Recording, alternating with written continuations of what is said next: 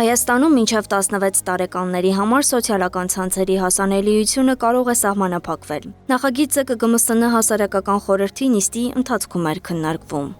Տեսնում ենք նաև, որ բազմաթիվ մտահոգիչ հարցեր, ինչպես օրինակ բուլինգն է եւ երեխաների ապահովությունն է, շատ հաճախ դրանք ֆիզիկական միջավայրից տեղափոխվում են վիրտուալ միջավայր։ Յուրաքանչյուր 20-րդ երեխա 12-ից 17 տարեկան, ով ինտերնետ է օգտագործում, 1 տարվա ընթացքում ենթարկվել է առցանց սեռական շահագործման կամ բռնության։ Տեխնոլոգիական և մեդիա ոլորտի մասնագետները սակայն զգուշացնում են։ Մի կողմ դնելով նախագծի անհրաժեշտության հարցը, պետք է հաշվի առնենք, որ այս նախաձեռնությունը կարող է ոչ միայն տեխնիկական, այլև կրթական, իրավական և ժողովրդավարական լուրջ խնդիրներ առաջացնել։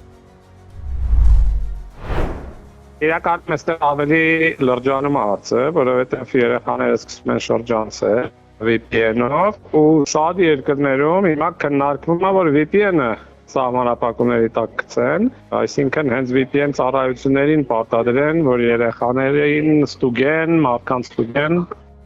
Մեդիափորձագետ Արթուր Պապյանը նշում է, տեխնիկապես գրեթե անհնար է ամբողջությամբ վերահսկել մինչև 16 տարեկանների մուտքը սոցիալական ցանցեր։ Այսօր էլ բազմաթիվ անչափահասներ գրանցվելիս կեղծ տվյալներ են նշում, իսկ նոր սահմանափակումները ինքնըստինքյան խախտելու են մյուս մարդկանց իրավունքները։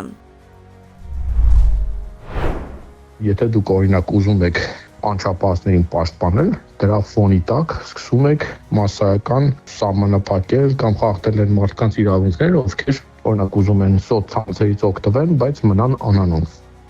Մարտիրոսյանի կարծիքով հատկապես Հայաստանի նման երկրում սա կարող է առաջացնել անձնական կյանքի պաշտպանության եւ անանունության լուրջ խնդիրներ։ Կա օրինակ անձնագրային տվյալներ բոլորից հավաքեն, կամ օրինակ պարտադրեն, որ մարդ զանգի դեմքով ցույց տա, որ տարիքը համակարգը վերիֆիկացնի դեմքով։ Իսկ դա լուրջ անձնական տվյալների պաշտպանության հարց է։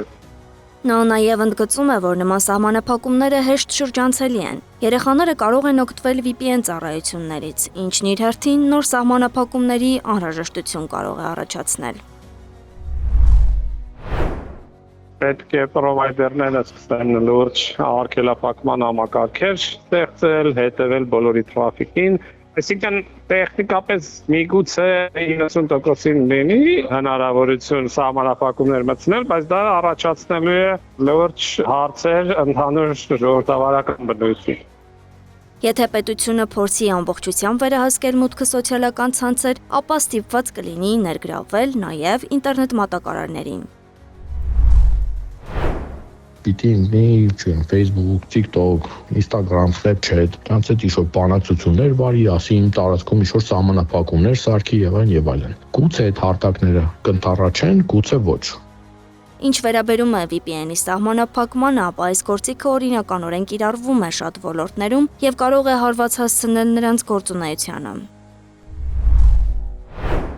VPN-ը ինքը շատ օրինական կարգավորումներ ունի, օրինակ շատ բանկեր, բիզնեսներ օգտագործում են VPN-ներ դրսից իրենց ներքին ցանց մտնել, դուրս գալու, անվտանգություն ապահովելու եւ այլ նկատառումներ։ Ու այստեղ արդեն հակասություն առաջ գալու, որտեղ մարդը ուզում է իր համար անվտանգություն ապահովի, բայց ոնց անի, որ սոցցանցեր, այս համակարգերը աշխատեն։ Արդյոք նման սահմանափակումը կազդի կրթական համակարգի վրա։ Կրթության փորձագետ Սերոբ Խաչատրյանը կարծում է, որ այո, դրական փոփոխությունները նկատելի կլինեն։ Այն երեխեքը, որոնք դեռ փոքր են, նոր պետք է սկսեն օգտագործել, իրենց համար դրական ազդեցություն կունենա անշուշտ։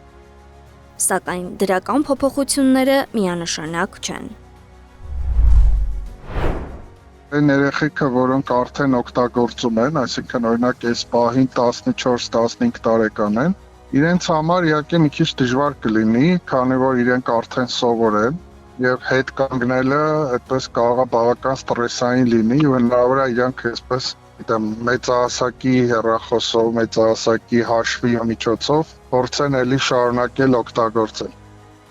Փորձագետների գնահատմամբ հանրային լայն քննարկման կարիք կա, որպեսզի չխախտվեն մարդկանց իրավունքները։ Նմանատիպ սահմանափակումներ արդեն փորձել են կիրառել Ավստրալիայում, Նորվեգիայում եւ մի շարք այլ երկրներում։ Արդյունքները դեռ հստակ տեսանելի չեն։